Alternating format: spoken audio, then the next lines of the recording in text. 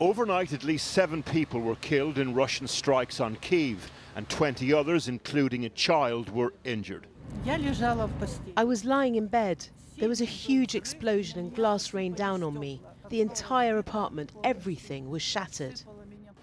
The 4th winter of Moscow's full-scale invasion approaches, so Ukrainians know what to expect. An assault on energy infrastructure, on their ability to keep warm. And hope that this round of peace talks might bring an end to all this, also stone cold. I can't believe that negotiations are taking place while so many people have died today in Kyiv. I have no faith. I just don't have any faith in it. This and Ukrainian drone strikes on Russia like this one overnight, the backdrop to a confusing round of negotiations sparked by the surprise US plan leaked last week. It started as a Russian wish list, but the Europeans have now refined it. Trump wanted the whole thing done and dusted by Thanksgiving on Thursday, but talks are continuing between US and Russian negotiators in Abu Dhabi today. At the traditional turkey pardoning ceremony in the White House, he was talking up progress, sort of. Ukraine, Russia, in the last month, 25,000 soldiers have died.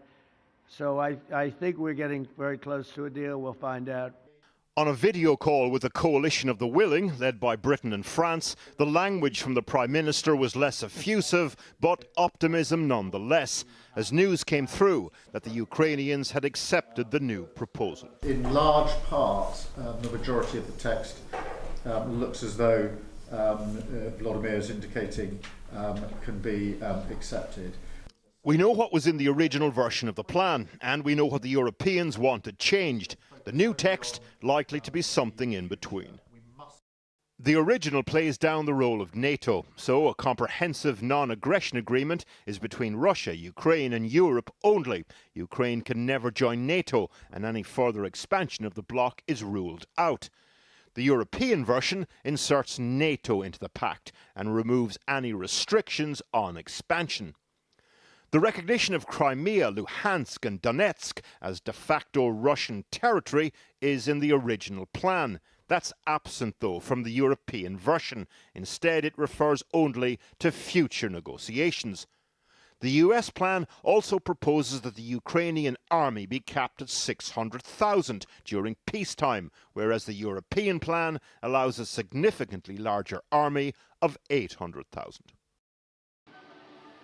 The ball is in Russia's court now. Vladimir Putin on a state visit to Kyrgyzstan today.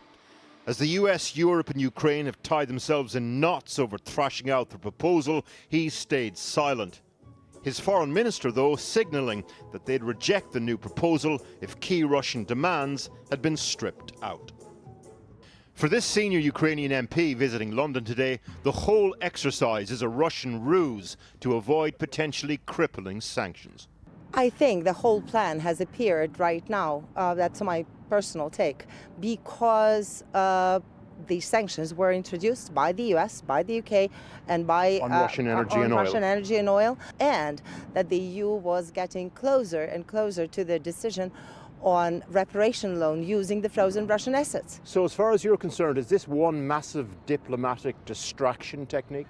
They're trying to pretend as if they are engaged in negotiations, and they are trying to ensure that this is not happening. Today in Irpin, Ukraine, a reminder of what's at stake here. 3 young men believed to have been taken captive by the Russians 3 years ago were buried, only recently identified from their DNA as soldiers who joined the army when the full-scale invasion began. All right, Brian. Well, earlier I spoke to Fiona Hill, who's a senior fellow at the Brookings Institution. She was also the key advisor on European and Russian affairs on the US National Security Council during Trump's first term. I began by asking her whether she thinks Russia will sign up to a tweaked peace plan. Well, the question is whether Vladimir Putin, not the Russians and all of the people who are involved in these negotiations, will actually sign up to this. And I think there is some reason to be hesitant about that kind of assessment, because right now it seems that Putin actually thinks that he has the edge on the battlefield, And we have to remember that actually it should be battlefields, because there's the battlefield at the front lines on the ground in Ukraine, where the Russians are making incremental but still notable progress at vast expense in terms of casualties and in terms of equipment. But then there's the information battlefield, where Putin is definitively winning, because his main audience, of course, is President Donald Trump. But it's also everybody else who's got war fatigue out there, not just in Ukraine, but it's everybody else who really doesn't want to fight. We're seeing the backlash everywhere in Europe. That's what Putin is banking on. He's banking that there is no appetite for taking him on anywhere else in Europe, politically, economically, and, obviously kinetically. Is he right? Well, he seems to be. Unless it's proven otherwise. And, part of the problem is that there is no unity on this. Trump is, basically doing a rearguard action for Putin as well. I mean, he's basically also taking pot shots at the UK and at all of the other European players here, be it through tariffs or interference in their politics. Both Trump and Putin want to see the United States out of the business of European security. Trump may not be a Russian asset, but is he an asset to Russia? Of course, he's an asset to Putin. He is playing to manipulate Trump as much as he possibly can, and he succeeds time and time again. After everybody else has tried to intervene, Putin manages to get him right back on track again, as far as he's concerned, which is pushing Ukraine to capitulate. Right now, with US Thanksgiving looming, and also, frankly, the deadline for the Nobel Peace Prize, this is all more Trump pushing, for his own ends, and Putin pushing him in that direction as well. So obviously the 28-point plan of last week was unacceptable to the Europeans and to the Ukrainians. It read to them like a letter of capitulation. That has now been tweaked, which seems to be more acceptable to the Ukrainians. Do you think the Russians could say yes to that plan? I don't think that Putin will sign on to this plan. I mean, again, this is like the experience we've had right since the beginning of the war, going back to 2022, when there were all the peace deliberations in Istanbul really early on. There was a plan then, but it hadn't been signed on to by Putin. Putin is always trying to see how much more someone will give him. And he may accept something that he thinks he can make more out of, but that's not a definitive end to this war. Is even if, Putin seemed to say, okay, some of this is acceptable, he would be trying to change it all the way along. Because the point for Putin is he wants to get Ukraine's capitulation. That's what he's aiming for.